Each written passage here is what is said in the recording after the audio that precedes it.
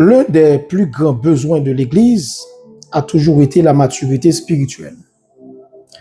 Et c'est pour cela que Dieu a distribué des dons aux différents membres du corps de Christ. Apôtre Paul a bien expliqué ça dans Éphésiens chapitre 4, versets 11 et 12, où il est dit, il a donné les uns comme apôtres, les autres comme prophètes, les autres comme évangélistes, les autres comme pasteurs et docteurs, pour l'édification du corps de Christ en vue de l'œuvre du ministère.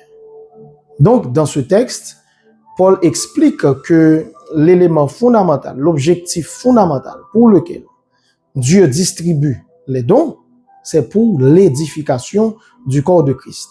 Quand le croyant est édifié, quand le croyant est mature, maintenant il peut exercer le ministère.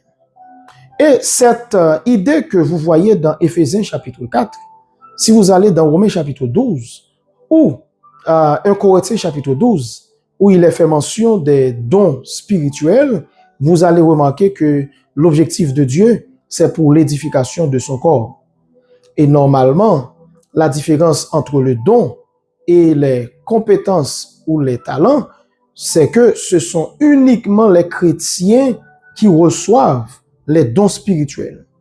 Une compétence, c'est une habileté que l'on acquiert à travers la formation, par un processus cognitif. Alors qu'un talent, c'est quelque chose qui est inné, c'est une habileté qui est innée.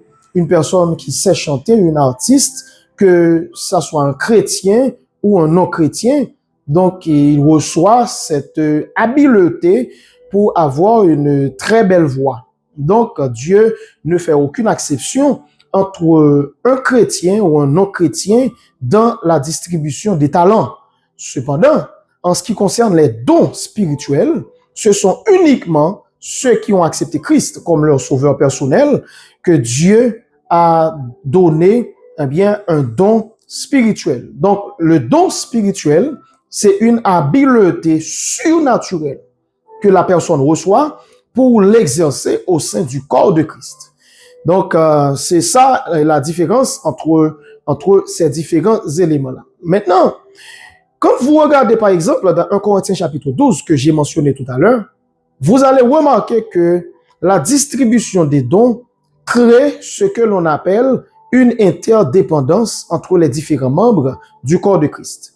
C'est pourquoi Paul a pris une image du corps de l'homme pour dire est-ce que les yeux peuvent dire j'ai pas besoin de la bouche, ou bien les mains peuvent dire j'ai pas besoin des oreilles, etc. C'est pour montrer que on est dépendants les uns des autres. Une fois que nous faisons partie du corps de Christ, donc on devient dépendant des autres.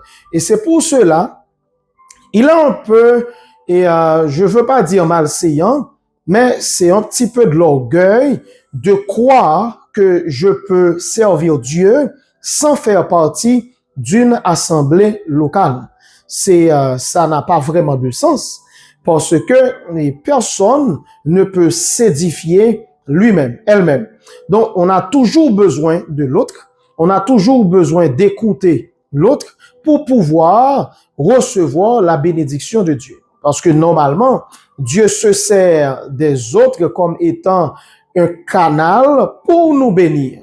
Quand vous allez à l'église, par exemple, l'adorateur ou l'adoratrice qui nous conduit dans les chants, donc il recevra une grâce pour nous aider à amener notre âme vers Dieu dans l'adoration.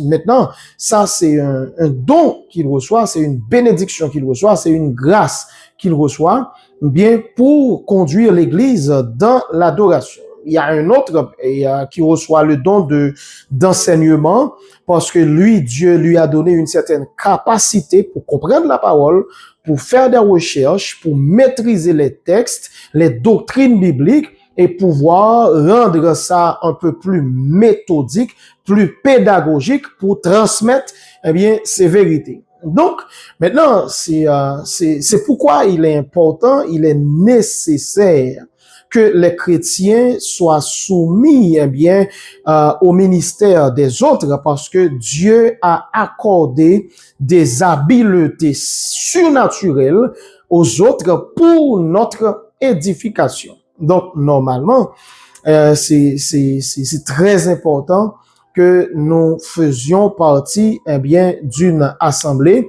pour pouvoir grandir spirituellement. Donc, chers amis, la distribution des dons, c'est un élément important au sein des églises locales.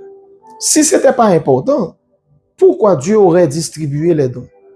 Si une personne pouvait s'édifier elle-même, si une personne n'aurait pas besoin des autres pour grandir spirituellement, pourquoi Dieu aurait donné les dons à l'Église? Donc, c'est parce que l'exercice du don, eh bien, ça amène à la croissance spirituelle. Non seulement la personne qui est bénéficiaire de l'exercice du don grandit, mais aussi la personne qui exerce le don grandit aussi. Et c'est le sage qui a dit, l'arroseur sera arrosé. Donc, même en utilisant notre don pour l'édification des autres, le Seigneur qui nous utilise en tant que canal pour bénir les autres, eh bien, nous bénit également, parce que le canal doit être béni.